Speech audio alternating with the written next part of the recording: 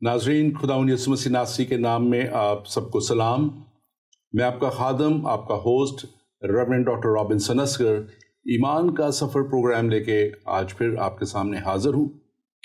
और मैं खुदावंद अपने खुदा का शुक्रगुज़ार हूँ जो हमारी ज़िंदगी में हम पर रहम करता है और हमारी ज़िंदगी में हमें वो बार बार मौके अता करता है कि हम उसके फ़ज़ल को जान सकें, उसके रहम को जान सकें और उसके इंतज़ाम को और उसके प्लान को जो उसने हमारे लिए किया उसको हम जान सकें। क्योंकि कलाम मुक़द्दस में लिखा है कि क्योंकि खुदा ने दुनिया से ऐसी मोहब्बत रखी कि उसने अपना इकलौता बेटा बख्श दिया ताकि जो कोई उस पर ईमान लाए हलाक ना हो बल्कि हमेशा की ज़िंदगी पाए।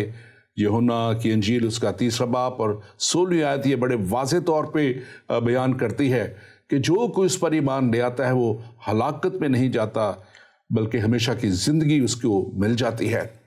और हम खुदा का शुक्र करते हैं कि ईमान के सफ़र में खुदावंद हमें बार बार अपने कलाम के वसीला से आगाही बख्श देता है कि हम उसके कलाम को जानें और उस पे के कलाम पे ईमान लाएं और उस तौर पे चले जैसे उसका कलाम हमें सिखाता है। और खुदा के कलाम के मुताबिक हमें उसके कलाम की हकीकतों को जानना, कलाम की सच्चाई को जानना और उस पर फिर उस तौर पे अमल करना हमारे लिए नहायत ही ज़रूरी है ताकि हम उस जगह तक पहुंच जाए जहाँ खुदावंद हमारा खुदा हमें देखना चाहता है। और खुदावंद हमारा खुदा जो नहायत ही रहीम खुदा है, जिसकी रहमतों को हम जानते हैं, जिसकी बरकतों को हम जानते हैं, जिसकी बख्शिशों को हम जानते हैं, वही खुदावंद हमारे लिए ऐसा इंतज़ाम करता है कि हम हमेशा की हलाकत से बचें। हमने अपने पिछले प्रोग्राम में देखा जिसमें हमने जन्नत के ताल्लुक़ से देखा, जिसमें हमने देखा कि खुदा का इंतज़ाम इंसान के लिए वो जगह है जो उसने तैयार की है जहाँ पे उस पर ईमान लाने वाले और यीशु मसीह को अपना शख्सी निजात दहिंदा कबूल करने वाले और उसके कलाम पे अमल करने वाले ना सिर्फ फरिश्तों की मानद होंगे बल्कि फरिश्तों का इंसाफ करेंगे। और वो जगह एक पाकीज़ा जगह होगी, वो जगह हमारे पाक खुदा के हुजूर में एक पाकीज़ा लोगों के रहने की जगह होगी और वहाँ कोई नापाकी नहीं होगी, कोई वहाँ नापाक काम नहीं होगा बल्कि वहाँ हम खुदावंद की हुजूरी में उसके साथ साथ रहेंगे। और यकीनन अज़ीज़ों, आज हमें इस बात को भी जानना है कि अगर जन्नत एक हकीकत है तो यकीनन जहन्नम भी एक हकीकत है। और जहन्नुम एक हकीकत आज का जो हमारा उन्वान है, हमारा टॉपिक है, हम इस पे बात करेंगे। और इस पे बात करने के लिए स्टूडियो में मेरे पास मौजूद है reverend Gilbert David. Welcome to the show. Thank you reverend Gilbert. Nazarene, यहाँ पे ऑल सेंट चर्च जो डाल्स्टन में है और मॉक्सले में है, ऑल सेंट चर्च उसके विकर हैं और ये खुदा की खिदमत चर्च ऑफ इंग्लैंड के साथ कर रहे हैं। हम खुदावंद का शुक्र करते हैं इनकी सारी खिदमत के लिए। और बहुत साल इन्होंने तकरीबन 12 साल स्लॉ में जो है यहाँ भी खिदमत की, एशियन फेलोशिप यहाँ रन की और इसके वसीला से खुदा ने लोकल स्लॉ के लोगों को इकट्ठा रखा, बरकत दी और हम खुदा का शुक्र करते हैं। रेवरेंड गिलबर्ट, और अपने ताल्लुक से आप मज़ीद कुछ बताना चाहें?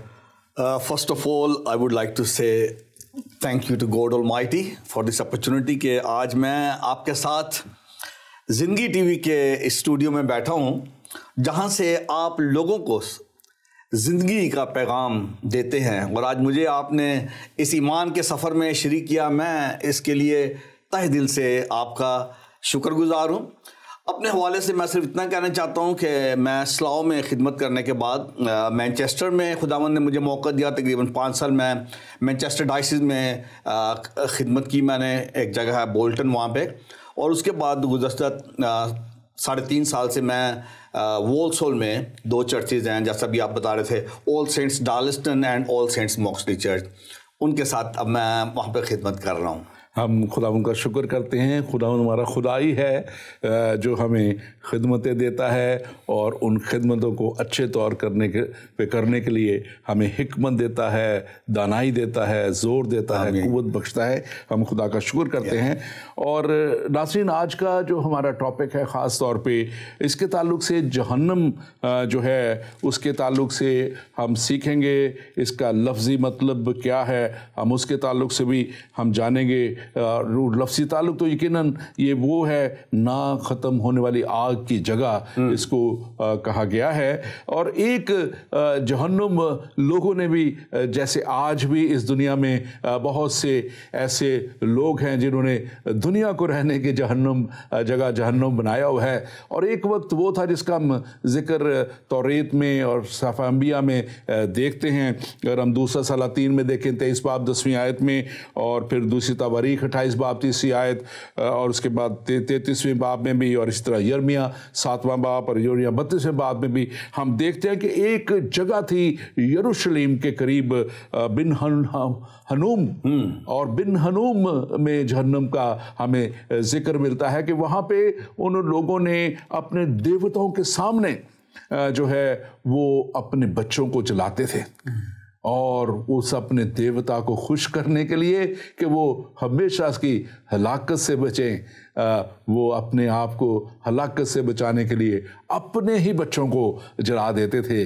लेकिन एक हमारा रहीम खुदावंद, हमारा खुदा यहोवा, जो जिसको हम आसमानी बाप कहते हैं, उसने, जैसे मैंने वो आयत पढ़ी, उसने अपना इकलौता बेटा बख्श दिया ताकि जो कोई उस पर ईमान लाए हलाक ना हो बल्कि हमेशा की ज़िंदगी पाए। वो तो हमेशा की ज़िंदगी देता है, देना चाहता है, और वो लेना नहीं चाहता ज़िंदगियाँ, वो कुर्बानियाँ ज़िंदगियों के नहीं मानता बल्कि वो दिलों की कुर्बानी चाहता है। वो हमारे दिलों पे राज करना चाहता है। वो हमें उस हिकमत और उस दानाई के वसीला से जो उसने हमें बख्शी है, वो चाहता है कि हम वहाँ तक पहुँचें जो हकीकत है। और हकीकत यही है कि खुदावंद रहीम खुदा है। हकीकत यही है कि उसी ने अपना रहम और अपना फजल किया और यीशु मसीह नासरी को भेजा। और हकीकत यही है कि यीशु मसीह नासरी ही हमें हमेशा की हलाकत से, इस जहन्नम से बचा सकता है। रेवरेंड गिलबर्ट, आप इस ताल्लुक से मेरे जब बात हो रही थी, हम बात कर रहे थे, तो ये आप इसके ताल्लुक से थोड़ा सा बताएं कि क्या जहन्नुम जो है ये वाकई हकीकी है? क्योंकि कलाम मुक़द्दस हमें बड़े वाज़े तौर पे, अगर हम मुकाशवा देखें, मुकाशवा 20 बाब और उसकी जो 12वीं आयत है, वहाँ पे क्लियर लिखा है। मैं यहाँ से इस पे पढ़ भी देता हूँ ताकि हम कलाम की बुनियाद पे बात करें। और लिखा, फिर मैंने छोटे बड़े सब मुर्दों को उस तख्त के सामने खड़े हुए देखा, और किताबें खोली गईं, और फिर हर एक और किताब खोली गई, यानी किताब हयात, और जिस तरह उन किताबों में लिखा हुआ था उन के उमाल के मुताबिक मुर्दों का इंसाफ किया गया। तो यहाँ पे हम मज़ीद आके इसी आयत के देखते हैं 14 आयत में, फिर मौत और आलम अरवा आग की झील में डाले गए।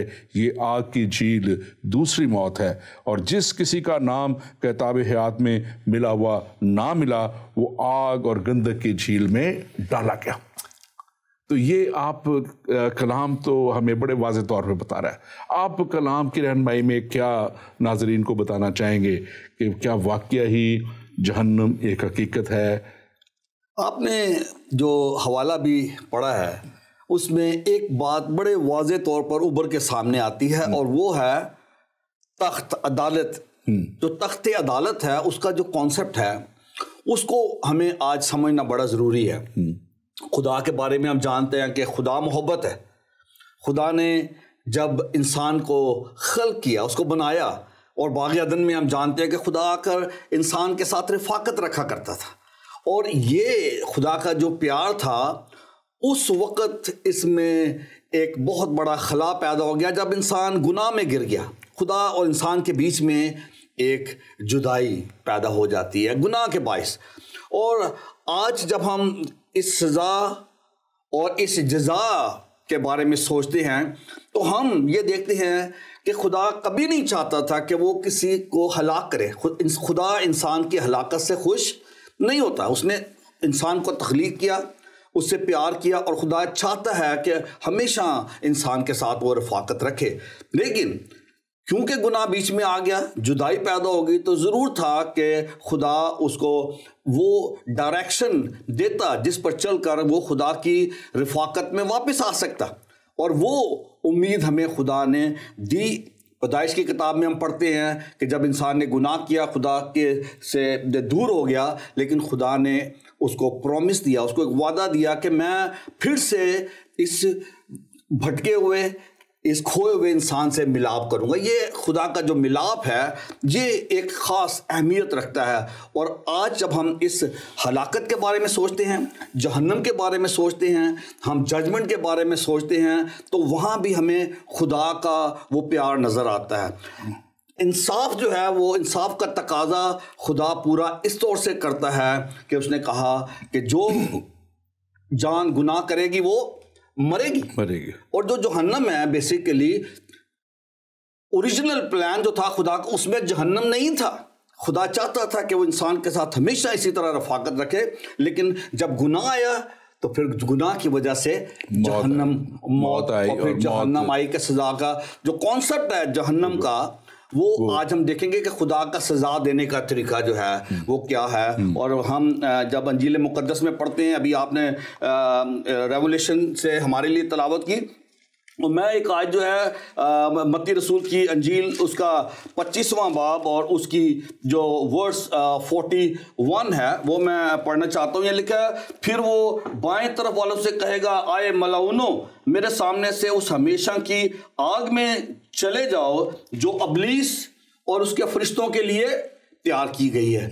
तो जो जहन्नम की आग है वो ओरिजिनली उन इंसानों के लिए नहीं थी जो कि खुदा ने तख्लीक किए थे, लेकिन जब गुनाह आ गया, अबलीस ने उनको वरगलाया, उन्होंने अबलीस की पैरवी की, और फिर वो उस जहन्नम के हकदार बन जाते हैं जो कि अबलीस और उसके फरिश्तों के लिए तैयार की गई थी। लेकिन वो इंसान उस पर जाते हैं जब वो अबलीस को फॉलो करते हैं। यानी कि आप जो फरमा रहे हैं और ये आप जो बात कर रहे हैं, यकीन कलाम के मुताबिक ये बात आपने की है कि जब इंसान खुदा के साथ नहीं चलता, जब इंसान उस रास्ते पे नहीं चलता जो भलाई का रास्ता है, अच्छाई का रास्ता है, खुदा के साथ आगे बढ़ने का रास्ता है, उसके कलाम के मुताबिक ज़िंदगी बसर करने का रास्ता है, तो फिर खुदा का इंसाफ करना नहायत ही ज़रूरी भी है कि वो लोग जो अच्छाइयाँ करते रहें, अगर वो भी उसी तराजू में कल को तोले जाएं, तो फिर खुदा जो है वो इंसाफ वाला खुदा ना रहा कि उसके कलाम के मुताबिक एक तो लोग बड़ी मेहनत करते रहे, खुदा के साथ अच्छे तौर पे चलते रहे, अच्छे काम करते रहे, दुनिया की बहुत सी ऐसी ख्वाहिशों को जो इंसान को दबाने की कोशिश करती हैं उनसे वो दूर भागते रहे। और अगर वो भी उसी तरह अगर एक ही जगह पे दोनों हों तो फिर इंसाफ नहीं है खुदा का। तो ये खुदा की अदालत के जो नतीजे में जो है वो ये सारा जहन्नम का वारिस इंसान बनता है, जहन्नम में जाता है। और कलाम हम एक बड़ा गीत सुना करते थे, गुनाह की सज़ा जहन्नम जहन्नम, और ये वाकई ही ये गुनाह की सज़ा है और खुदा कभी नहीं चाहता कि इंसान गुनाह करे। और लिखा है कि जिन्होंने मसीह को और उसकी निजात को जो मुफ्त मिलती थी, अगर उसको कबूल ना किया तो वो लोग हैं जिन्होंने खुदा के इस बड़े अजीम प्लान को रिजेक्ट किया। तो वो गुनाह के वसीला से फिर जो है उसमें जहन्नम में जाते हैं।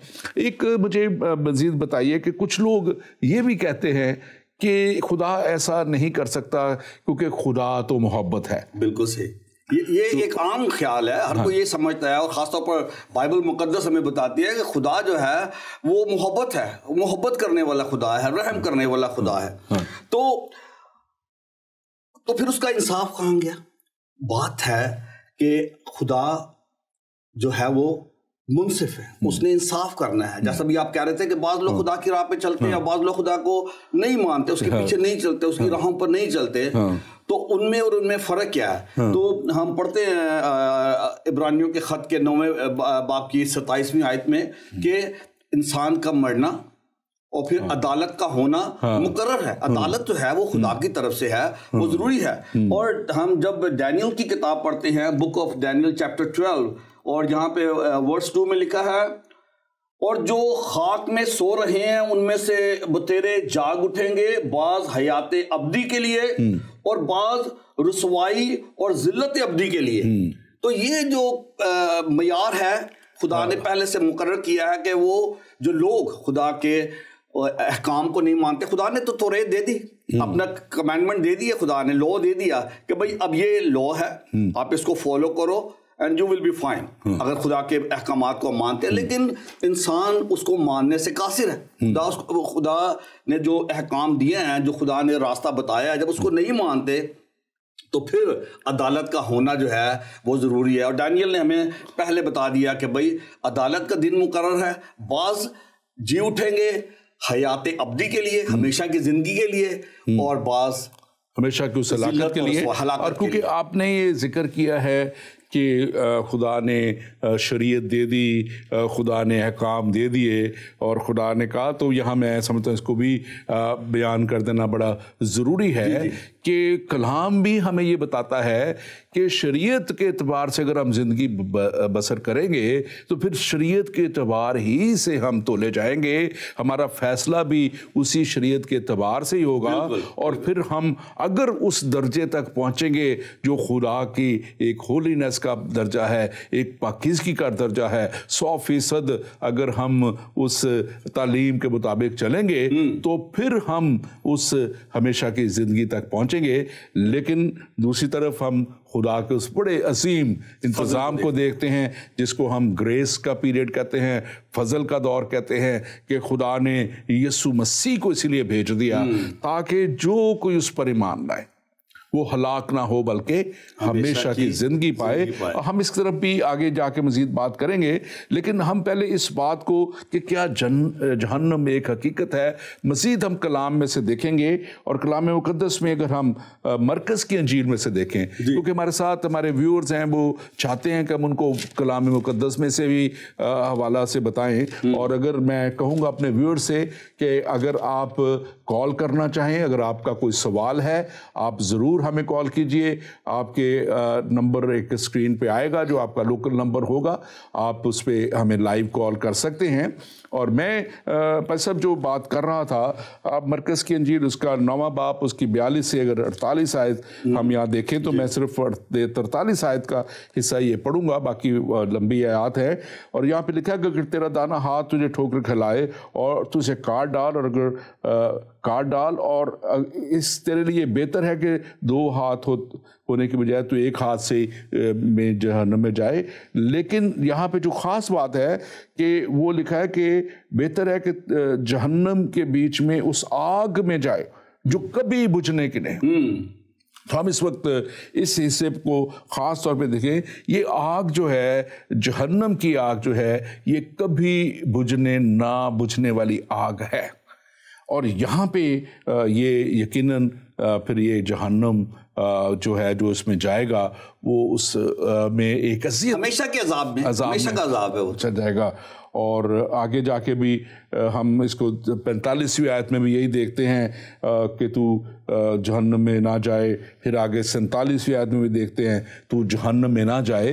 तो ये बार बार मतलब कि ये एक इंजील मुक़द्दस, और ये और किसी के नहीं, हमारे यीशु मसीह के अल्फाज हैं। बिल्कुल उस मसीहा के जिसे दुनिया के कुछ मज़ाहिब जो है वो ईसा कह के भी पुकारते हैं, और वो मानते हैं कि वो ईसा जो है एक बड़ी कुव्वत और कुदरत वाले और एक कमवारी से पैदा होने वाले, एक पाक ज़ात रखने वाले जो शख्सियत, और उनका ये कलाम जो जिनको हम बड़े ईमान के साथ जब हम उस पर ईमान ले आते हैं और उस साथ साथ चलते हैं, तो फिर ये कलाम और वो खुदा का कलमा यानी मसीह हमें हमेशा की हलाकत से बचाता है।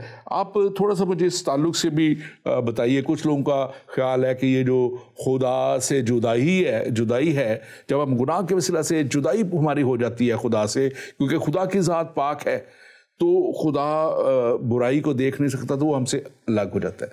तो बाज़ लोग कहते हैं कि ये जुदाई ही जो है वो जहन्नम है। आप इसके ताल्लुक से क्या कहेंगे? ये दो किस्म की जुदाई है, एक फिजिकल सेपरेशन है, एक स्पिरिचुअल सेपरेशन है। ठीक है, जब हम इस दुनिया में हैं, जब हम अपने बुरे कामों की वजह से खुदा से दूर हो जाते हैं, खुदा के नजदीक आना नहीं पड़ा, क्योंकि वो रोशनी है, वो नूर है। ठीक है, तो हम उससे दूर दूर हटते हैं ताकि हमारी जो बुरी बातें हैं, जो हमारे बुरे ख्याल हैं, वो उस तक ना जा सके। ठीक है, ये एक फिजिकल सेपरेशन है और उसका हमें खमियाजा यहीं भुगतना पड़ता है। हम यहीं पे वो जो है दुख उठा लेते हैं, क्योंकि खुदा की जुदाई इटसेल्फ एक कर्स है। ठीक है, अब जो दूसरा पहलू है वो है स्पिरिचुअल सेपरेशन। जब खुदा से हमारी स्पिरिचुअल सेपरेशन होती है तो हम अपनी जो फ्यूचर की जो हमारी जिंदगी है, हकीकत में पौलुस कहता है ना कि अगर हम उससे इसी जिंदगी में उम्मीद रखते हैं तो हम दुनिया के सबसे बदनसीब लोग हैं, क्योंकि वो हमें इस जिंदगी में तो बरकत देना चाहता है, लेकिन साथ साथ वो हमें हमेशा की जिंदगी भी देना चाहता है। जब आज हम अदालत के हवाले से बात कर रहे थे, डॉक्टर साहब एक बड़ा अहम हवाला है, उसको भी मैं चाहता हूं कि हम जरूर देखें। मत्ती की इंजील के 25वें बाब की 31वीं आयत में लिखा है, जब इब्ने आदम अपने जलाल में आएगा और सब फरिश्ते उसके साथ आएंगे, तब वो अपने जलाल के तख्त पर बैठेगा और सब कौमें उसके सामने जमा की जाएंगी।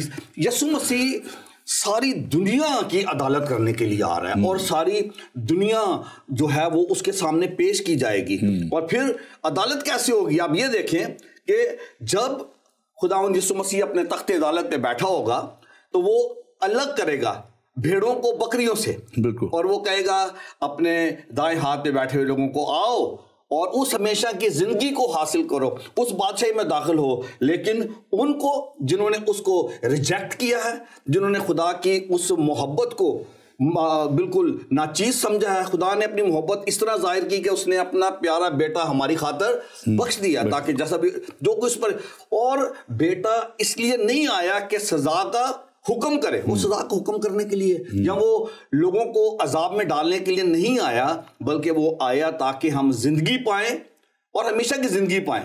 अदालत का होना लाजिम है, जहन्नम का अजाब जो है वो हकीकी है, लेकिन उससे बचने का जो रास्ता है वो खुदा ने सबके लिए खुला छोड़ रखा है।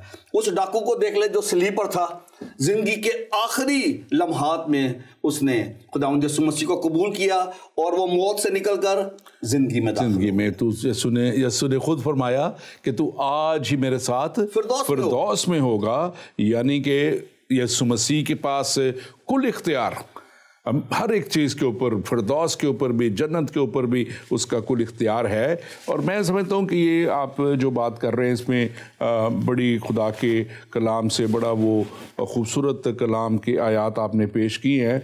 और कलाम मुक़द्दस में हम ये भी देखते हैं कि जहाँ पे लिखा हुआ है कि ये जो, जैसे आपने पहले भी शुरू में कहा इसके ताल्लुक से, कि जहन्नम जो है ये दरअसल इब्लीस और उसके फरिश्तों के लिए थी। थोड़ा सा हमें नाजरीन को ये भी बताएं कि क्यों इब्लीस और उसके फरिश्ते थे वो जहन्नम की तरफ गए।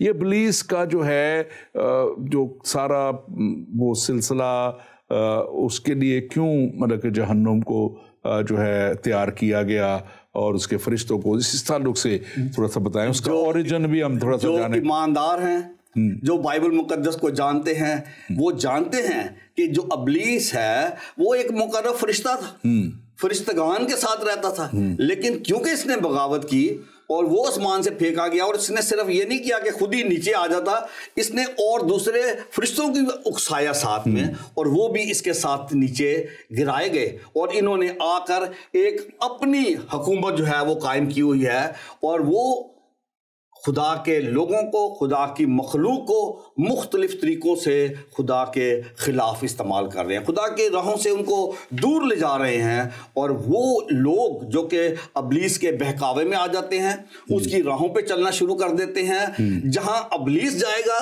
और उसके फरिश्ते जाएंगे, उनको भी वहीं जाना पड़ेगा। बिल्कुल, ये बड़ा वाज़ेह है, बड़े वाज़ेह। और ये बात जैसे मैंने इसको कहा, अगर हम कलाम मुक़द्दस में देखें, अनाजील में इसका जिक्र आया है, इसका जिक्र जो अगर आप पुराने अहदनामे में देखें और वहाँ पे इसका यशाया नबी के वहाँ पे इसका जिक्र आया हुआ है, और वो हम इसको देखते हैं कि ये जो लूसीफर है ना सिर्फ एक फरिश्ता था बल्कि आर्च एंजल था, और ये खुदा का सबसे जो मेन जो है मुकर्रब फरिश्ता था और लीड करता था परस्तिश को खुदा के हुजूर में।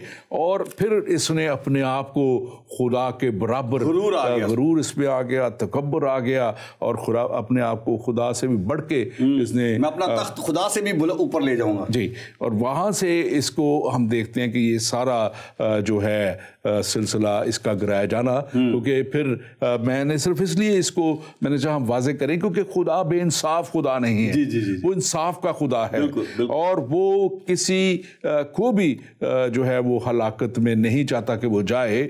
मैं हमेशा बात करता हूँ, लोग बात करते हैं फ़िरौन की और उसको कि वो खुदा से दूरी में था, लेकिन जब मुल्क मिस्र में जो बनी इसराइल कौम जो थी वो जो है वो उसमें थी, गुलामी में थी, तो खुदा ने बार बार फ़िरौन के सामने भी अपनी कुव्वत दिखाई, फ़िरौन के सामने भी अपनी कुदरत दिखाई, फ़िरौन के सामने भी जो है खुदा ने जो है एक जो इतने बड़े मोज़ात जो दिखाए, वो उनका सिर्फ और सिर्फ एक ही बात खुदा के सामने मैं समझता हूँ थी कि ये भी मेरी कुदरत को देखे, ये भी मेरी कुव्वत को देखे, ये भी मेरे कामों को मोज़ात को देखे और ये भी तौबा कर ले। लेकिन उसने भी, फ़िरौन भी जो है वो अपनी फ़िरौनियत में रहा और वो भी अपने आप को जो है बड़ा बनाता रहा। ये लूसीफर भी जो था इसने भी अपने आप को जो है गुरूर और तकब्बर में, घुमंड में खुदा से बढ़ के जो है इसने जो है अपने आप को बनाना चाहा।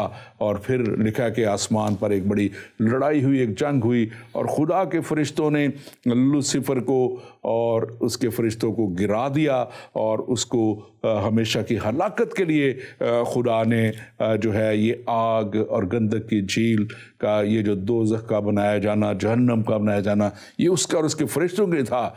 लेकिन अगर कोई उसकी पैरवी करेगा, उसके पीछे पीछे चलेगा, तो यकीनन वो भी वहाँ जाएगा और वो उस हमेशा की हलाकत में जाएगा। और आज मैं समझता हूँ जो आपने पहले बात की थी, मैं चाहता हूँ उसको हम थोड़ा सा और देखें कि आपने कहा कि जब उसका तक लेगा, हर कौम, हर कबीला के लोग जो है वो जमा किए जाएंगे, तो यीशु मसीह जहाँ हर कौम की अदालत करेगा, वहाँ वो हर कौम को आज मौका भी देता है कि वो उसके कलाम में से देखें, सीखें, ईमान की उस जगह तक पहुँच जाएं, सच्चाई की उस जगह तक पहुँच जाएं जहाँ पे वो हमेशा की हलाकत से बच जाएं। आप क्या कहेंगे? मैं इसमें थोड़ा सा ऐड कर रहा हूँ, जो आपने बात की है इतनी खूबसूरत कि जिस तरह खुदा ने बेटे को सारी दुनिया का इंसाफ करने के लिए भेजा, उसी तरह उसने सारी दुनिया को बचाने के लिए बेटे को भेजा। लेकिन डॉक्टर साहब, आजकल बड़ी खतरनाक चीजें हम देखने में मिलती हैं हमें। अब वो इब्लीस का काम है, वो है मिसअंडरस्टैंडिंग। वो मिसअंडरस्टैंडिंग को यूज करता है इंसान की हलाकत के लिए। और यहाँ पे मैं एक दो जो थ्योरीज हैं मैं उनका जिक्र करना चाहता हूँ। एक है यूनिवर्सलिज्म, मतलब ये है कि खुदा मोहब्बत करने वाला है, इटर्नल गॉड है, उसकी मोहब्बत बहुत बड़ी है कि इंसान कितना भी गुनाहगार हो वो उसको माफ कर देगा, वो रहम कर देगा। वो रहम वाला खुदा है, लेकिन वो साथ में मुनसिफ भी है, इंसाफ भी उसने करना है। तो ये एक बहुत बड़ी मिसअंडरस्टैंडिंग है, या जो मर्जी करें आप, कोई बात नहीं, खुदा ने सबको माफ कर देना है। लेकिन बाइबल मुकद्दस हमें ये नहीं सिखाती। यीशु मसीह ने साफ तौर पर कहा है कि जैसा हम अभी ये बात कर रहे हैं कि जो इब्लीस और उसकी पैरवी करेगा, उसके कामों की पैरवी करेगा, उसको वही सजा मिलेगी जो इब्लीस और इसके फरिश्तों के लिए मुकर्रर की जा सकती है। और एक और भी कॉन्सेप्ट है, वो भी बड़ा अजीब सा कॉन्सेप्ट है और वो भी लोगों को गुमराह करता है। उसको कहते हैं एनिहिलेशनिज्म। उसका मतलब ये है कि जिस तरह से जानवर हैं, उनको खुदा ने बनाया, वो मर जाते हैं और बात ख़त्म हो जाती है। लेकिन जो बनी आदम है, जिसको खुदा ने बनाया, तख्लीक किया, उनको फ्री विल दी है, खुदा ने उसको समझ दी है, अक्ल दी है कि वो फैसला करे। और खुदा चाहता है कि जो लोग उसने बनाए हैं वो उसके साथ चले, वो उसकी पैरवी करें। लेकिन जब हम उसकी पैरवी नहीं करते तो फिर हमारी अदालत का होना जो है बड़ा ज़रूरी है। तो हमें इस मिसअंडरस्टैंडिंग में नहीं रहना कि खुदा मोहब्बत करना, बेशक खुदा मोहब्बत करने वाला खुदा है, लेकिन खुदा इंसाफ भी करेगा और हमारे कामों के मुताबिक हमें उसका बदला भी मिलेगा, बदला भी देगा। और खुदावंद यकीनन ना सिर्फ हमें बदला देगा बल्कि फिर जो उसके साथ साथ चलते हैं, कलाम में बताता है कि उनको वो अजर देगा। यस, अजर वो देगा, और उनका अजर खुदावंद की हुजूरी में हमने पिछले प्रोग्राम में बड़े वाज़ेह तौर पे बताया था। और आज हम ख़ास तौर पे इस बात को देख रहे हैं इस उम्मीद के साथ कि हमारे जो नाज़रीन इसे देखते हैं, चाहे वो किसी भी रंग से हैं, मज़हब से हैं, नस्ल से हैं, वो एक उस हकीकत को जान सकें कि जो हमें उस हलाकत से बचा सकती है, और वो हकीकत यकीनन हमारा यीशु, हमारा मसीह है। कुछ लोग ये सवाल करते हैं, आप इसके ताल्लुक से ज़रूर थोड़ा सा बताएं कि जो है कोई शख्स अगर जब जहन्नम में दाखिल हो जाता है तो क्या वो वहाँ से निकल सकता है फिर दोबारा? It is impossible according to the word of God। खुदा के कलाम के मुताबिक यीशु मसीह ने बड़े वाज़े तौर पर कहा है कि वो आग बुझने की नहीं है। और ये ऐसा नहीं है कि जब इंसान की मौत वाक़या हो जाती है तो बात ख़त्म हो जाती है। हर एक शख्स जिसे खुदा ने इस दुनिया में भेजा है उसको अपनी जिंदगी के जो वक्त खुदा ने उसको दिया है उसको उसका हिसाब देना पड़ेगा। ये बड़ा ज़रूरी है कि इंसान जो है वो उसकी राहों को पहचाने और उस पर चले, और अगर हम उस पर नहीं चलते हैं तो we are accountable for that. तो हमारे लिए ये जानना बड़ा ज़रूरी है कि हम इस चीज़ को हमेशा अपने सामने रखें कि हम इस दुनिया में क्या कर रहे हैं और हमें इसका हिसाब जो है वो देना पड़ेगा। और ये हकीकत है, ये जो जहन्नम जिसकी हम बात कर रहे हैं इसको लाइटली हम नहीं ले सकते, लेकिन हम खुदा का शुक्र करते हैं कि जहाँ पे हमारे सामने ये जहन्नम का खौफ है, डर है, लेकिन वहीं पे खुदा की मोहब्बत जो है उससे कहीं बढ़कर है। और मैं इससे पहले कि हम इस पे आगे बढ़े, मैं अपने नाजरीन से जो देख रहे हैं, अगर आपके कोई भी सवाल है इस ताल्लुक से, कोई भी जहन में बात आपके आती है, आप क्वेश्चन करना चाहते हैं, तो आप ज़रूर हमसे कीजिए ताकि आप उसका जवाब दे सकें, ताकि हमारी कोशिश ये है कि हम कलाम की सच्चाइयों को आप तक पहुंचा सके, कलाम की सच्चाइयों को हम बयान कर सके, और कलाम की जो हकीकत है, कलाम में लिखा है कि सच्चाई तुम्हें आज़ाद करे। तुम कलाम को जानोगे और तुम सच्चाई को जानोगे और सच्चाई तुम्हें आज़ाद करेगी। और यकीनन कलाम, ये ईमान का सफ़र हमारा प्रोग्राम इसीलिए है कि आप सच्चाई को जानें, ताकि सच्चाई आपको आज़ाद करे।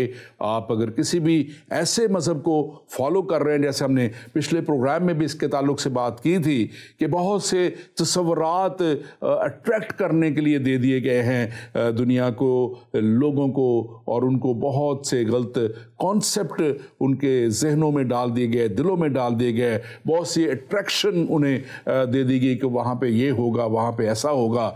लेकिन यकीनन अजीज़ो, अगर आप उस हमेशा की हलाकत से बचना चाहते हैं, अच्छी बातें करके शायद आपको लोग इस दुनिया में तो खुश कर दें, लेकिन आखिर में लिखा है कलाम में कि वहाँ रोना और दांतों का पीसना होगा। तो उससे आपको बचने के लिए आप ज़रूर सच्चाई की तलाश कीजिए, आप ज़रूर सच्चाई को देखें कि सच्चाई है क्या। क्योंकि बहुत से मज़ाहिब री-इनकारनेशन पे कहते हैं कि नहीं, दोज़ख नहीं होगा, क़यामत नहीं होगी, इंसान मुख्तलिफ़ शक्लों में आता रहेगा और फिर इसका दुनिया का एंड होगा। लेकिन अजीज़ो, कलाम हमें बताता है ऐसा नहीं है, और कलाम हमें वाज़े तौर पर बताता है कि मौत के बाद हम फैसला तब्दील नहीं कर सकेंगे। हमारा फैसला जो है वो मौत के बाद तब्दील नहीं हो सकेगा। तो आप इसके ताल्लुक से क्या कहेंगे? डॉक्टर साहब, जिंदगी जो खुदा ने दी है ना, वो एक ही दफ़ा मिलनी है, वो मिल गई है। इस जिंदगी में हमें अब एक फैसला करना है कि हमने अपनी हमेशा की जिंदगी कहाँ गुजारनी है। इस दुनिया में हमारा क़याम 70, 80, हो सकता है हम 100 साल जी लें, लेकिन हमारी जो हकीकी जिंदगी है वो इसके बाद शुरू होनी है। जैसा भी हमने डैनियल की किताब में से अभी पढ़ा है कि सब लोग जो है जो यहाँ पे मरते हैं वो सब जगाए जाएंगे, बाज हयात अब्दी के लिए, क्योंकि ये जिस्म तो फानी है, ये ख़त्म हो जाएगा, लेकिन जो रूह है वो रहेगी। और अगर हमने खुदा को इस ज़िंदगी में नाउमीद किया, खुदा को हमने रिजेक्ट किया, खुदा के प्लान को हमने रिजेक्ट किया, खुदा ने जो प्लान हमें दिया है ज़िंदगी के लिए, किस तौर से हमें ज़िंदगी गुजारनी है, अगर हमने खुदा की मोहब्बत का जवाब खुदा की मोहब्बत से नहीं दिया, तो ज़रूर है कि हम कॉन्सिक्वेंसेस जो हैं वो फेस करें। और कॉन्सिक्वेंसेस जो हैं वो इतने कोई अच्छे नहीं है, जैसा भी हमने खुदा के कलाम में से पढ़ा है कि जो लोग खुदा को कबूल करेंगे, उसकी राहों पर चलेंगे, उनके लिए हमेशा की जिंदगी है, जिसका वादा खुदावंद यीशु मसीह ने किया है कि हम फरिश्तों की तरह रहेंगे, यानी कि खुदा के साथ क़याम करेंगे। बिल्कुल, और ये आप बात जो कर रहे हैं यकीनन खुदा के इंसाफ की बात है, ये उसके जुल्म की बात नहीं है, खुदा के जाबिर होने की बात नहीं है, जालिम होने की बात नहीं है। खुदा तो हम बता चुके, कलाम बयान कर चुका, हमारे लिए मौजूद है कि वो रहीम खुदावंद है। खुदा ने तो अपना एक बहुत बड़ा रहम और फजल कर दिया कि उसने अपने बेटे के वसीला से हमारी हमेशा की हलाकत को हमेशा की ज़िंदगी में तब्दील कर दिया। और अब अगर हम ईमान ही नहीं लाते तो फिर ये यकीनन हमारी कमी है, हमारी कमज़ोरी है। मैं हमेशा इस बात को कहता हूँ कि जब खुदावंद हमारे खुदा ने बनी इसराइल को, जब वो मुल्क के मिस्र की ग़ुलामी में थे, तो वहाँ पे जब वो लिखा कि खुदा के हुज़ूर में अपने गुनाहों के सबब से जब वो उस मिस्र में ग़ुलाम थे और उन पर जुल्म और सितम था, तो वो चलाए और उन्होंने खुदा से माफ़ी मांगी और खुदावंद ने लिखा कि उनका रोना सुना और खुदावंद ने उनके लिए उनको कहा कि मैं मुल्क के केनान तुम्हें दूंगा, वादा का मुल्क तुम्हें दूंगा। और वो वादा का मुल्क, मैं कहता हूँ हमेशा इस बात को कि जिस दिन खुदावंद ने कह दिया था वो कानूनी तौर पे उनका हो गया था, बेशक, लेकिन उनको उस मुल्क में जाना था और उस मुल्क को लेना था, उस मुल्क पे कब्जा करना था। और आज इसी तरह ये हमेशा की ज़िंदगी जो यीशु मसीह के वसीला से हमारी हो चुकी है, हमारी है, वो हमें, हमारे लिए उसका यकीनन लीगली हमारी है, हमारा हक है लीगली उस पर। लेकिन जब तक हम उसको हासिल नहीं करेंगे, जब तक आप या कोई भी शख्स हम में से खुदा के इस प्लान को मानता नहीं, कबूल नहीं करता, उसके मुताबिक नहीं चलता, तो फिर वो हमेशा की हलाकत में जाएगा, क्योंकि ये इसकी अपनी फ्री विल पे चॉइस कि उसने की है, खुदा ने उस पर इम्पोज नहीं की है। ये एक खुदा ने इंसान को फ्री विल दी है, चॉइस दी है, और अब वो इस फ्री विल और चॉइस को जो है वो अब जैसा भी चाहे वो कर सकता है। हमेशा की ज़िंदगी वो बना ले या हमेशा की मौत को अपना ले। आप जरूर बताएं, आप कुछ कहना चाह रहे हैं? मैं इसमें सिर्फ यही कहना चाहता हूं कि ये हमारे लिए एक बड़ा अहम टाइम है। जब हमने उसको कबूल कर लिया है, हमने उस हमेशा की जिंदगी का वादा पा लिया है कि हमेशा की जिंदगी हमारे लिए तैयार है। लेकिन ये जो बाकी का टाइम जो खुदा ने हमें दिया है, जो भी वक्त हम इस जमीन पे हैं, हम पर मुख्तलिफ तरीकों से आजमाइशें आएंगी जिनसे कि हम अपनी इस एंटाइटलमेंट को खो भी सकते हैं। अगर हम आखिर तक, लिखा ना कि जो आखिर तक वफादार रहेगा, जो आखिर तक कायम रहेगा, वही उस ताज को हासिल करेगा जो कि हमेशा की जिंदगी है।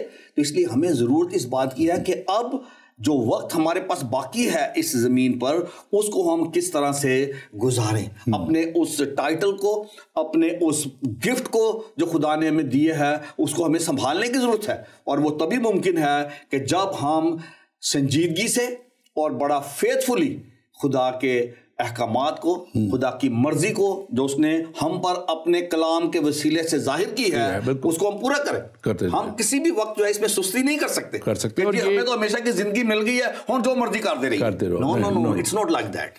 बिल्कुल, we have to walk in holiness. हमें उस पाकीज़गी में चलना है, हमें उस तरह जैसे कलाम कहता है अपनी ज़िंदगी को खुदा के कलाम के मुताबिक गुजारना है, और हमें उन राहों पे चलना है जिसके लिए कलाम कहता है कि वो रास्ता तंग है, उस रास्ते पे जाते हुए शायद हमें मुश्किलें लगती हैं, क्योंकि ज़ाहिर है पाकीज़गी में चलना, दुनिया की ख्वाहिशों को की तरफ नहीं देखना, दुनिया के जो अट्रैक्शन है मुख्तलिफ तरीक़ों से, रुपए पैसे की गलत तरीक़ों से उसको हासिल करने की, रिश्वत सताने से, और हमारे मुल्क में हम देखते हैं कितने ही हर कोई दौलत कमाने पे जायज़ नाजायज़ तरीके से वो लगा हुआ है, बल्कि अब तो नाजायज़ तरीके ही वहाँ नज़र आते हैं। जायज़ वाले तो बेचारे शायद उस तौर पे कर नहीं पाते क्योंकि उन्हें चलने नहीं दिया जाता। और आज मैं समझता हूँ कि कलाम जो है हमें बड़े वाज़ेह तौर पे, कलाम देखें इतना क्लियर है, मत्ती 5 बाब 22वीं आयत में लिखा हुआ है, अगर तू अपने भाई को अहमक कहेगा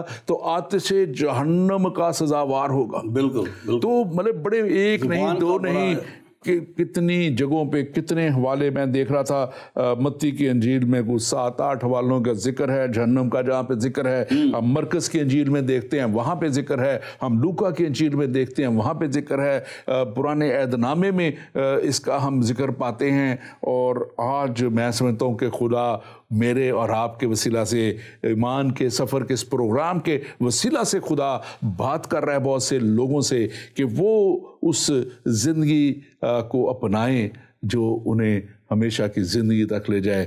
वो सड़क पे शायद वो तंग रास्ता है, बहुत बड़े कुशादा रास्ता नहीं है, लेकिन वो हमेशा की हलाकत पे नहीं लेके जाएगा, वो हमेशा की ज़िंदगी में लेके जाएगा। और आज हमेशा की ज़िंदगी के लिए आप क्या समझते हैं कि किस तौर पे इंसान को चलने की ज़रूरत है? मुझे एक लतीफ़ा भी याद आ गया।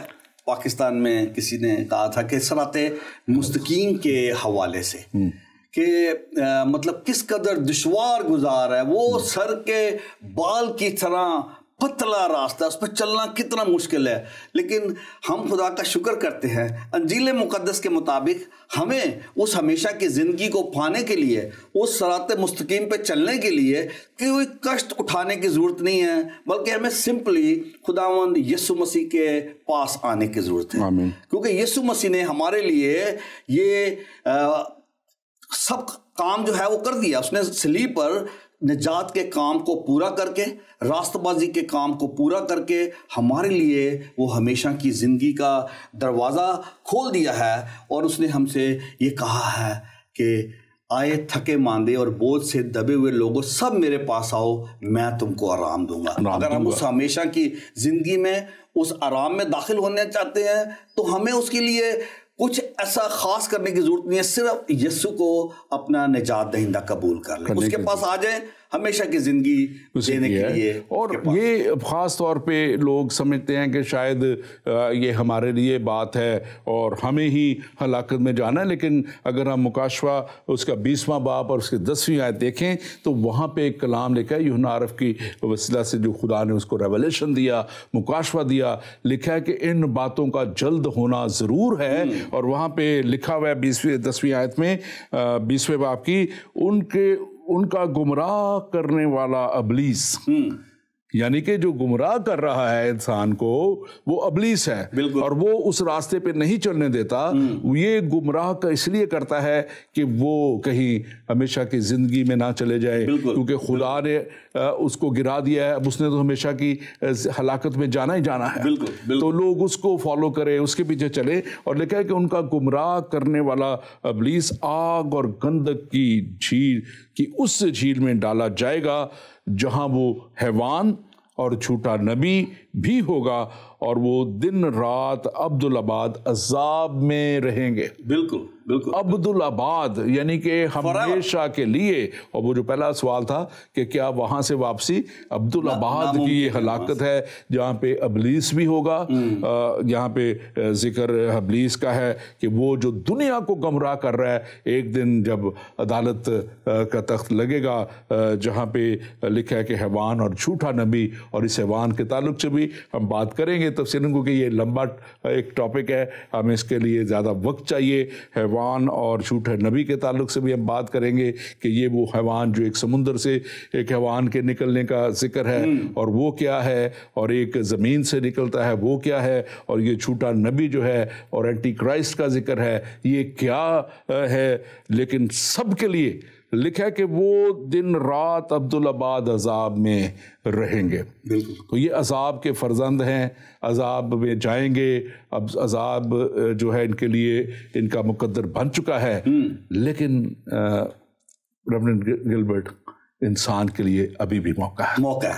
इनके लिए तो मौका शायद अब चला गया, इब्लीस के लिए तो मौका नहीं है, लेकिन जो इब्लीस के पीछे नहीं बल्कि खुदा के कलाम के मुताबिक खुदा के साथ चलेगा, उनके लिए अभी भी मौका है। आप इस ताल्लुक से अभी भी मौका है, जब तक आपकी आखिरी सांस है इस जमीन पर आपके पास मौका है। हाँ। ठीक है, लेकिन मैं एक और ख़ास जो पहलू पे बात थोड़ी सी करना चाहता हूँ, वो ये है कि बहुत सारे मिसकंसेप्शंस हैं। वो ये है कि अगर हम चले जाते हैं और हमारे पीछे लोग हमारे लिए दुआएं मांगते हैं तो शायद हमारी जो डेस्टिनेशन है वो चेंज हो जाए। यहाँ पे बहुत सारे खाने खिलाए जाते हैं, दुआएं मांगी जाती हैं, स्पेशल जो बातें कराई जाती हैं, किन के लिए? मरने वालों के लिए, कि शायद हमारी दुआओं से उनका फ्यूचर जो है वो चेंज हो जाएगा। लेकिन जैसा भी हमने पहले भी कहा कि इस जिंदगी में हमें फैसला करना है कि हमें अपनी इटर्निटी जो है वो कहाँ गुजारनी है। तो हम इस बात से कभी भी गुमराह ना हो कि हमारे जाने के बाद हमारे बच्चे और हमारे रिलेटिव जो हमारे लिए दुआ करेंगे या हमारे लिए लोगों को खाने खिलाएंगे, गरीबों को, उनसे शायद हम जहन्नम से जन्नत में दाखिल हो जाएंगे। तो ऐसा कुछ नहीं होने वाला कलाम के मुताबिक। तो मसीहत में ये कॉन्सेप्ट नहीं है। मसीहत में ये कॉन्सेप्ट नहीं है कि इधर गुनाह करते जाओ उधर बख्शवाते जाओ। ये कॉन्सेप्ट मसीहत का नहीं है। मसीहत में तो हमें कलाम के मुताबिक आगे चलना है और कलाम के मुताबिक हमें ज़िंदगी गुजारनी है और कलाम सच्चाई को हम जानेंगे और सच्चाई करेंगे। हमारे साथ एक कॉलर हैं। जी, कौन और कहाँ से? जी, मैं अजमल बात कर रहा हूँ पेशावर से। जी बोलिए। हम मुसलमान भाई जो है हम जाते हैं कब्रिस्तान में और अपने जो अजीज़ो कारब वफात पा चुके हैं उनके लिए दुआ करते हैं, उनके गुनाहों की माफ़ी के लिए दुआ करते हैं। वहाँ पे दूध रखते हैं या फिर देगे वगैरह पकाते हैं ताकि उनकी माफ़रत हो। तो ऐसे इसके बारे में आपकी मसीहत में क्या है? Thank you very much brother. आप ने कॉल की है अजमल। बात सिर्फ ये है कि मसीहत में तो लिख दिया गया है कि जो ज़मीन पे हमारे सांस हैं उन्हीं सांसों में हमें फ़ैसला करना है और फिर जो कुछ हमने किया है उसके मुताबिक हमारे जो है इंसाफ किया जाएगा। और हमारे जो कुछ से मुराद ये है कि अगर हमने यीशु मसीह को अपना निजात दहिंदा कबूल किया है तो फिर हम हमेशा की ज़िंदगी में जाएंगे। और ये नहीं कि मसीह को कबूल कर लेने से हम अब जो मर्ज़ी करते चले जाएं। फिर हमें उस तर्ज़ ज़िंदगी को अपनाना है जो मसीही तर्ज़ ज़िंदगी है, जिसमें गुनाह नहीं है, जिसमें नापाकी और नाराज़गी की बातें नहीं हैं, जिसमें लालच और बुग़्ज़ और हसद और बेईमानी नहीं है, जिसमें जिस ज़िंदगी में हम कलाम के मुताबिक खुदा के दिए अहकाम के मुताबिक अब जब चलेंगे तो फिर उससे वो ही हमारी हमेशा की जो आइंदा ज़िंदगी है उसके ताल्लुक़ से हमारा जो है उसका होगा फ़ैसला वो कर देगी। लेकिन एक दफ़ा कब्र में जाने से के बाद हम जो है ना हमारी लिए दुआएं जो कोई करेगा, ना हमारे लिए कोई चाहे देगे चढ़ा ले या कंटेनर ला के भर भर के खिलाए लोगों को, वो काम नहीं करेंगे। काम करेगी तो हमारे अपने जो अमल हैं वो माल हैं वो काम करेंगे। और मसीहत में ये कॉन्सेप्ट नहीं है। और मैं समझता हूँ कि सच्चाई यही है, क्योंकि हज़रत दाऊद कहते हैं कि गोर में कौन तेरी तारीफ करेगा, तेरी सिताइश करेगा। वहाँ तो फिर वही है जो आपने किया है, जो हम कर चुके हैं। हमेशा की हलाकत में अगर आप गए हैं तो अदालत तक आप उस साल मरवा में उस जगह पे रहेंगे जो टॉर्मेशन की जगह है, जो वहाँ पे अजियत की जगह है। और फिर जब आपके ऊपर अदालत का फ़ैसला हो जाएगा और फिर लिखा है कि इस आग और गंधक की झील में हमेशा के लिए डाले जाएंगे। आप कुछ ऐड करना चाह रहे हैं? बिल्कुल, आपने दुरुस्त फरमाया। कलाम के मुताबिक यही है कि हमें अपनी इस ज़िंदगी में अपने फ्यूचर का फैसला करना है कि हमें फ्यूचर में कहां रहना है। दो जगह हैं, तीसरी जगह नहीं है। आइदर या तो हम खुदा के साथ हमेशा की जिंदगी में रहेंगे और या हम जन्नत में रहेंगे, जिसे हम जन्नत भी कहते हैं, खुदा की हजूरी जहां पे होगी, और या फिर हम जहन्नम में होंगे। तीसरी जगह का कॉन्सेप्ट नहीं है। बाइबल मुकद्दस के मुताबिक खुदा यीशु मसीह ने हमें यही बताया है कि या तो हम खुदा के साथ उसकी हजूरी में होंगे जहां पे हर किस्म के जो पाक लोग होंगे वो रहेंगे वहां पे, और या फिर हम हमेशा की अजाब में यानी जहन्नम में रहेंगे, और हमारे मरने के बाद जो भी दुआएं की जाएंगी उनसे हमें कोई फायदा नहीं। इसका बाइबल मुकद्दस में बड़ा अच्छा इसका बयान है। यीशु मसीह ने इसका वो अमीर आदमी और लाजर के ताल्लुक से जो बयान दिया वहाँ पे कि एक अमीर आदमी था, इसका जिक्र बाइबल में आपको मिलेगा, अंजील में मिलेगा, जो अमीर था, जो बड़ी एक अच्छी या ज़िंदगी में रहता था, अच्छी उसको चीज़ें मिली थी और वो दुनिया की सारी अपनी ख्वाहिशों को पूरा करता था। और एक गरीब शख्स लाजर जो है वो जो है उसको उसके दर पे डाल दिया गया, और जिसके लिखा कलाम में कि उसको आरज़ू थी कि जो टुकड़े उसके वहाँ से गिरते हैं उसमें से उखाए। लेकिन जब इसी तरह जो है वो ज़िंदगी का खात्मा हुआ उनकी दोनों की, तो लिखा है कि वो अमीर आदमी जब जो जाता है तो उस अजाब में चला जाता है जो आलम अरवाह का अजाब है, और वो नीचे देखता है जो कि लाजर एक अच्छी इब्राहिम बाप की गोद में बैठा है, जहाँ पे वो एक बड़ी पुरसकून ज़िंदगी, लेकिन ये आग में जल रहा है, आग और गंदक की झील में जल रहा है। और ये कहता है खुदा उसको लाजर को कह दे कि अपनी उंगली का सिरा डबो के मेरे लबों पर, क्योंकि उसको जाहिर है उस आग में एक जो प्यास है और जो तकलीफ है। तो उससे कहा कि इस दरमियान में इतना बड़ा फासला है, खलीज है कि अब वो यहाँ नहीं आ सकता।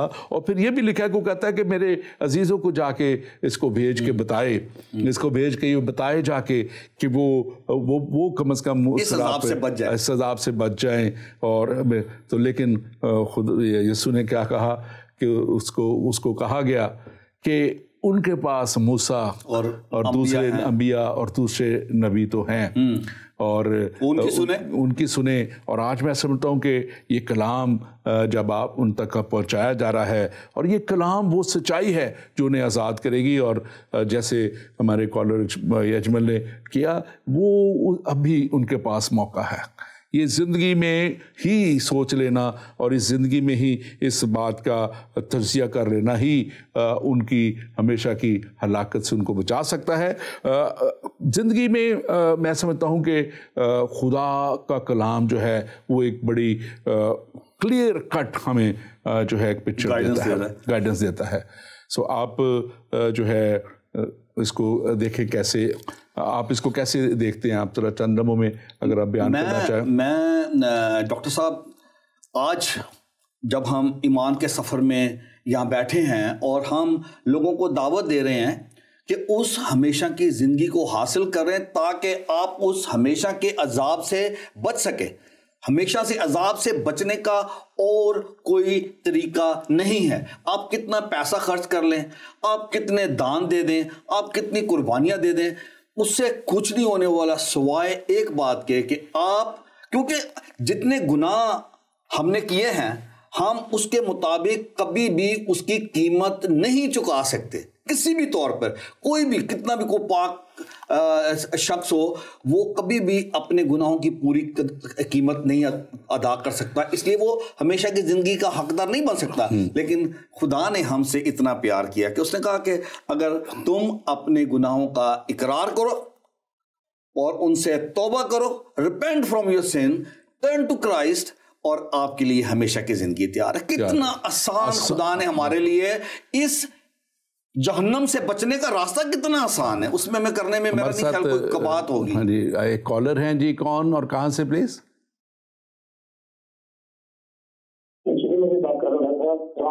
जी इस्लाम जी, जी कहां से?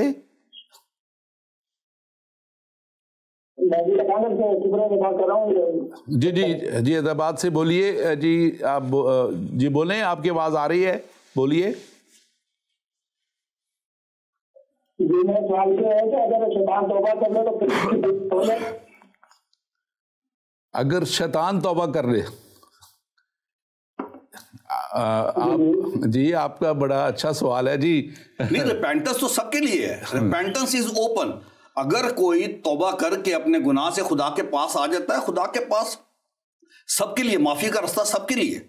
अगर कोई भी इंसान, शैतान, जो कोई भी दुनिया का बड़े से बड़ा गुनाहगार है, कोई भी है, अगर वो तौबा करता है, सच्चे दिल से तौबा करता है और अपनी जिंदगी को तब्दील करके खुदा की राहों पे चलना शुरू कर देता है, व्हाई नॉट?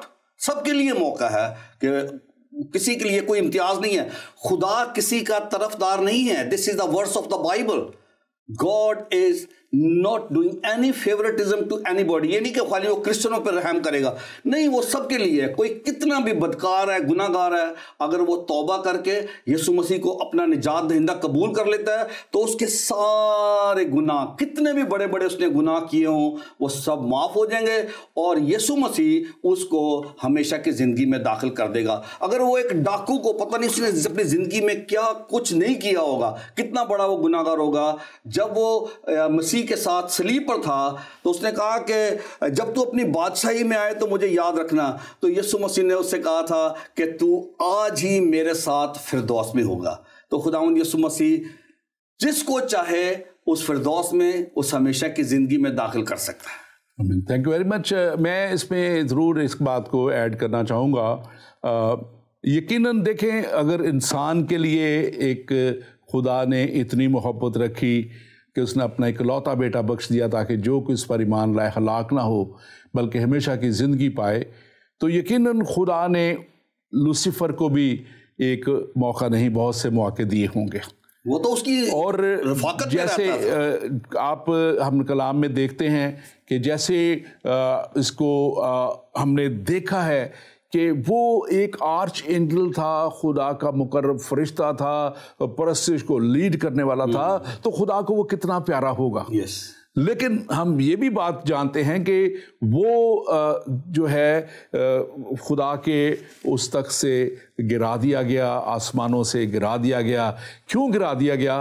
कि उसने तौबा नहीं की और उसने, मैं समझता हूँ कि अपने उस जो खुदा ने उसको मौके प्रोवाइड किए वो उसको खो चुका, और वो जब खो चुका तो यकीनन अब वो उस इंसान के मानद है जो अपनी ज़िंदगी को इस दुनिया में पूरा कर चुका है और वो अब गौर के में चला गया है और अब उसके उमाल के मुताबिक, उसके कामों के मुताबिक, उसके ईमान के मुताबिक उसका इंसाफ किया जाएगा। और यकीनन इसीलिए इब्लीस जो है इसके लिए भी लिखा है कि वो अब आखिर में आग और गंधक की झील में डाला जाएगा। और मैं रेवरेंड गिलबर्ट, हमारा वक्त ख़त्म हो गया। थैंक यू वेरी मच आपके लिए। मैं खुदा का शुक्र करता हूँ आपके आने के लिए। और नाज़रीन, मैं आपसे एक सच्ची कहानी शेयर करना चाहता हूँ। अमेरिका में एक शख्स था जो बार बार जुर्म करता था और वो वकील के पास चला जाता और वकील उसे जो है जिस तरह भी होता है उससे फीस लेके जो भी करके वो उसको बचा लेता था और वो गुनाह करता रहा, अपना जुर्म करता रहा और वकील उसकी किसी न किसी तरह उसको बचा देता रहा। लेकिन एक दफ़ा उसने बहुत सालों के बाद फिर जुर्म किया और अब वही वकील जो था वो उस वक्त तक जज बन के बैठा हुआ था और वो उसको देख के बड़ा खुश हुआ कि ये तो वही वकील है। लेकिन उसने उसको कहा कि तुम मुझे पहले ही बचाते रहे हो, अब भी बचाओ। उसने कहा, पहले मैं तुम्हारा वकील था, अब मैं इस जज की कुर्सी पे बैठा हूँ जहाँ से मैं उस कानून और कायदे के मुताबिक बात करूँगा। यहाँ से मैं अदालत के एक कानून के तहत आपके जो अदालत जो है सज़ा या जज़ा का वो जो होगा आपका वो फैसला होगा। यीशु मसीह भी इसी तरह हमारे लिए बाप के दाहिने एक वकील की तरह बैठा हुआ है और वो आज भी हमारी शिफात करता है। वो आज भी हमारे गुनाहों की माफ़ी के लिए बाप से दरख्वास्त करता है। लेकिन एक दिन वो आएगा जब वो जज की तरह, अब लिखा है कि वो अदालत तख्त अदालत पे बैठेगा और हम इस बात को भी देखते हैं कि वो जब आएगा तो फिर वो सब की अदालत करेगा और उस वक्त वो बिल्कुल उनके जो काम हैं उनके बदौलत अगर उन्होंने उसको निजात दहिंदा तस्लीम किया है तो फिर वो उसको ज़रूर हमेशा की ज़िंदगी का वारिस ठहराएगा, और अगर नहीं तो वो हमेशा की हलाकत में जाएंगे। और आपके लिए आज मौका है, ज़रूर गौर कीजिए और उसके पास आएं।